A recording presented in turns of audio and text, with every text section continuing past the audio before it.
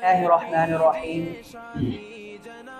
इल्म मीरास की अहमियत पर आज दूसरा सबक है और आज के इस दर्स के अंदर हम रिश्तों की तकसीम के बारे में बात करेंगे कि मीरास को जब तकसीम किया जाता है तो उस तकसीम के एतबार से रिश्तों की कितनी किस्में हैं।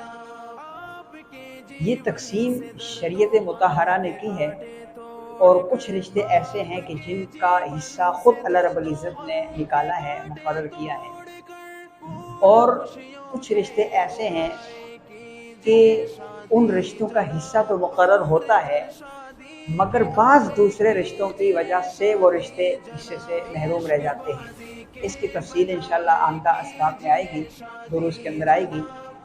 आज हम टू द पॉइंट सिर्फ इतनी बात करते हैं कि रिश्तों की तकसीम के एतबार से कितनी अक़साम बनेगी। तो चलते हैं रिश्तों की तकसीम की तरफ, लेकिन उससे क़बल हम आपसे ये रिक्वेस्ट करते हैं कि हमारे इस यूट्यूब चैनल को ज़रूर सब्सक्राइब करें, लाइक करें और दोस्त अहबाब में शेयर करें।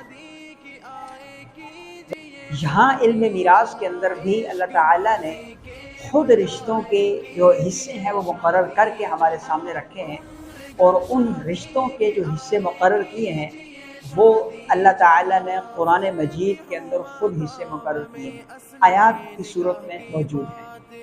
तो अब हिस्से कितने, किन किन रिश्तेदारों पर कब कब कौन कौन से रिश्तेदारों में ये हिस्से तकसीम होंगे, हम इंशाअल्लाह आपके सामने आज के इस सबक में वो हिस्से रखते हैं कि जो रिश्तेदारों के तकसीम होते हैं। सबसे पहला हिस्सा जो रिश्तेदारों की तकसीम में आता है वो है ज़विल फ़ुरूज़ आता है। और ज़विल फ़ुरूज़ किसको कहते हैं कि वो खूनी रिश्तेदार जिनके हिस्से अल्लाह ताला ने ख़ुद मुकर्रर किए, वो रिश्तेदार कि जिनके हिस्से अल्लाह ताला ने ख़ुद मुकर्रर किए हैं। और इनमें कुल 12 आते हैं, जिनमें 4 मर्द हैं और 8 ख़वातीन हैं। अब इनकी तफसील इंशाअल्लाह अगले चैप्टर में हम बताएंगे। आज हम सिर्फ रिश्तों की तकसीम बताते हैं।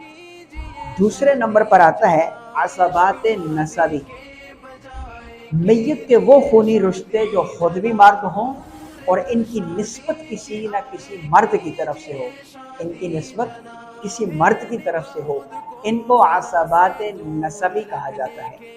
और ये कुल 12 हैं। इसी तरह तीसरी किस्म जो रिश्तेदारों की आती है वो ज़विल अरहाम है। अरहाम रहम की जमा है और रहम पेट को कहा जाता है, यानी वो खूनी रिश्ते जो खुद भी औरत हों और उनकी निस्बत भी किसी औरत की तरफ से हो। ये 3 अक़साम हैं रिश्तों की जो विरासत की तकसीम के वक्त हमें मद्देनज़र रखते होंगे। ये कौन कौन से रिश्ते हैं ये इंशाअल्लाह अगले चैप्टर में हम आपको बताएंगे, अगली वीडियो के अंदर हम आपको बताएंगे और तफसील के साथ बताएंगे कि ज़विल फ़ुरूज़ में कौन से रिश्ते हैं, असबात नसबी में कौन से रिश्ते हैं, ज़विल अरहाम में कौन से रिश्ते हैं